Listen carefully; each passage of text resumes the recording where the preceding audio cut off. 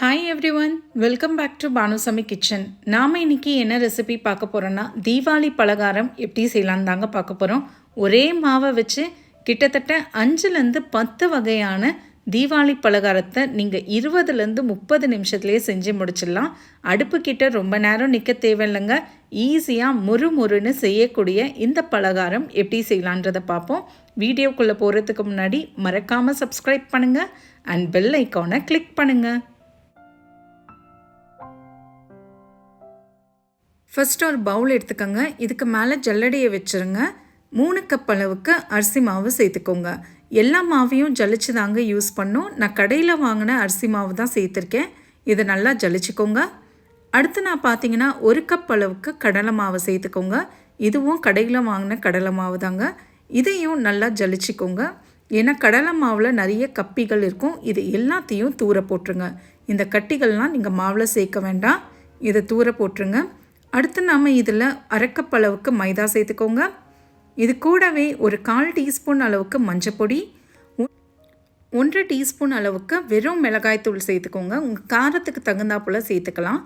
1 teaspoon அளவுக்கு வெள்ளை எள்ளு, இது கூடவே 50 கிராம் அளவுக்கு வெண்ணெய் சேர்த்துக்கோங்க. வெண்ணெய் இல்லைன்னா நீங்கள் நெய் கூட சேர்த்துக்கலாங்க. இது கூட ஒரு 1/4 டீஸ்பூன் அளவுக்கு பெருங்காயத்தூள், 1 டீஸ்பூன் உப்பு சேர்த்துக்கோங்க. பெருங்காயத்தூள் நான் இதில் காட்ட மறந்துட்டேங்க. ஆனால் நீங்கள் கண்டிப்பாக ஒரு 1/4 டீஸ்பூன் சேர்த்துக்கோங்க. இதை எல்லாத்தையும் கையால் இந்த மாதிரி நல்லா கலந்துக்கோங்க. ஒரு 1லேருந்து 2 நிமிஷம் இந்த மாதிரி நல்லா பிசைஞ்சிக்கோங்க. பாருங்கள், இந்த மாதிரி மணலாக இருக்கணும். அடுத்து நாம் இதில் கொஞ்சம் கொஞ்சமாக தண்ணியை சேர்த்து இந்த மாவை நல்லா பிசைஞ்சிக்கோங்க. ஜாஸ்தியாகவும் தண்ணி சேர்த்துட வேண்டாம். தண்ணி மெஷர்மெண்ட்லாம் இல்லைங்க. நீங்கள் கொஞ்சம் கொஞ்சமாக சேர்த்து பிசைங்க. உங்களுக்கே தெரிஞ்சிடும் எந்த அளவுக்கு தண்ணி தேவைப்படும் அப்படின்னு. எக்ஸாக்டாக பார்த்தீங்கன்னா எனக்கு 1.5 கிளாஸ் அளவுக்கு தேவைப்பட்டது. மாவு பாருங்கள், இந்த அளவுக்கு டைட்டாக சாஃப்டாக இருக்கணுங்க. தண்ணி ஜாஸ்தி ஊற்றிட வேண்டாம். மாவு கன்சிஸ்டன்சி ரொம்ப இம்பார்ட்டண்ட்டு. மாவு பாருங்கள், நல்லா சாஃப்டாக இருக்குது. இதே அளவு பண்ணுங்கள். கரெக்டாக மாவு இதே கன்சிஸ்டன்சியில் உங்களுக்கு வரும். ஃபஸ்ட்டு நம்ம என்ன செய்ய போகிறோம்னா முறுக்கு செஞ்சுக்கலாங்க. முறுக்கு செய்கிறதுக்கு முறுக்கு அச்சு எடுத்துக்கோங்க. அதில் ஸ்டார் மாதிரி இருக்குது பாருங்கள், அதை உள்ளே வச்சுருங்க. நான் இது பழைய முறுக்கு அச்சுங்க. இப்போ நிறைய வந்துடுச்சு. நீங்கள் எது வேணாலும் எடுத்துக்கலாம். இதில் கொஞ்சம் கொஞ்சமாக மாவு இந்த மாதிரி எடுத்து உள்ளே வச்சுருங்க. டைட்டாக வைங்க. அப்போ தான் நமக்கு பிழியும் போது ஈஸியாக இருக்கும். இந்த மாவு பார்த்திங்கன்னா எனக்கு பிழிகிறது கஷ்டமாகவே இல்லைங்க. ரொம்ப ஈஸியாக இருந்தது. மிச்சம் இருக்கிற மாவை தட்டை போட்டு மூடி வச்சுருங்க. இல்லைனா மாவு ரொம்ப இறுகி போயிடும். இது ஒரு பக்கமாக இருக்கட்டும். எண்ணெய் பார்த்திங்கன்னா மிதமான சூட்டில் நல்லா கொதிச்சிட்ருக்குங்க. கொஞ்சமாக மாவை போட்டிங்கன்னா மேலே எழும்பி வரணுங்க.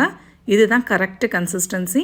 இப்போ நாம் கொஞ்சம் கொஞ்சமாக முறுக்க சுற்ற ஆரம்பிச்சிடலாம். எந்த ஷேப் வேணாலும் போட்டுக்கலாங்க. நான் பெரிய பெரிய முறுக்காவும் சுட்டிருக்கேன், சின்ன முறுக்காவும் சுட்டிருக்கேன். மிதமான சூட்டில் வச்சு இதை 2 நிமிஷம் ஃப்ரை பண்ணுங்கள், போதும். பாருங்கள், எண்ணெய் சலசலப்பு கொஞ்சமாக அடங்கணுங்க. அதுதான் கரெக்டு ஸ்டேஜாக இருக்கும். இப்போ பார்த்தீங்கன்னா எண்ணெய் சலசலப்பு அடங்கிடுச்சு. இப்போது எண்ணெயிலேருந்து வெளில எடுத்துருங்க. நெக்ஸ்ட்டு நாம் ரிப்பன் பக்கோடா செய்யலாங்க. ரிப்பன் பக்கோடாக்கு இந்த அச்சை வச்சுக்கோங்க. 2 இருக்குது பாருங்கள், இதே மாதிரி இருக்கும். இதில் கொஞ்சமாக நம்ம எப்படி மாவு வச்சோமோ டைட்டாக போட்டு ப்ரெஸ் பண்ணிவிடுங்க. எண்ணெய் கொஞ்சம் மிதமான சூட்டில் இருக்கணுங்க. ரொம்ப ஹை ஃப்ளேமில் வச்சு வறுக்கவே கூடாது. மிதமான சூட்லேயே வச்சு தான் இதை நீங்கள் ஃப்ரை பண்ணி எடுக்கணும். கரெக்டாக சொல்லப்போனால் நீங்கள் எந்த முறுக்கு சேர்த்தாலுமே எண்ணெய் இந்த மாதிரி நல்லா சல்லன்னு வருங்க. நல்லா வெந்துடுச்சு அப்படின்னா அந்த சலசலப்பு அப்படியே அடங்கிடும். அப்போ தான் நமக்கு நல்லா வெந்திருக்குன்னு அர்த்தம். பாருங்கள், எண்ணெய் சலசலப்பு அப்படியே அடங்கிட்டுச்சு. இப்போ நாம் இந்த ரிப்பன் பக்கோடாவை வெளில எடுத்துடலாம்.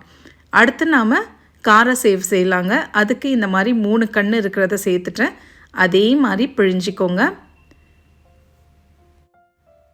பிழிகிறது பார்த்திங்கன்னா உங்களுக்கு கஷ்டமாகவே இருக்காதுங்க. மாவு ஏன்னா கரெக்டு கன்சிஸ்டன்சியில் நம்ம வச்சுருக்கோம். அதனால் பிழிகிறது கொஞ்சம் ஈஸியாகவே இருந்தது. எண்ணெய் சலசலப்பு முழுசாக அடங்கின பிறகு இப்போ நாம் இந்த கார சேவையும் வெளில எடுத்துடலாம். இதே மாவை யூஸ் பண்ணி நீங்கள் எத்தனை விதமான ஸ்நாக்ஸ் வேணாலும் செய்யலாங்க. ஓமப்பொடி செய்யலாம், இல்லை தேன் குழல் மாதிரி சின்ன சின்ன முறுக்காவும் செய்யலாம். நீங்கள் எப்படி வேணாலும் இந்த மாவை யூஸ் பண்ணி எத்தனை பலகாரம் வேணாலும் செய்யலாங்க. இதே அளவுகளோடு நீங்களும் ட்ரை பண்ணுங்கள். உங்களுக்கும் இது சூப்பராகவே வரும். ட்ரை பண்ணி பார்த்துட்டு எப்படி வந்ததுன்றதை கமெண்ட்ஸில் சொல்லுங்கள். மறக்காமல் சப்ஸ்கிரைப் பண்ணுங்கள் அண்ட் பெல் ஐக்கானை கிளிக் பண்ணுங்கள். இன்னொரு வீடியோவில் உங்கள் எல்லாரையும் நான் பார்க்குறேன். தேங்க்யூ ஃபார் வாட்சிங்.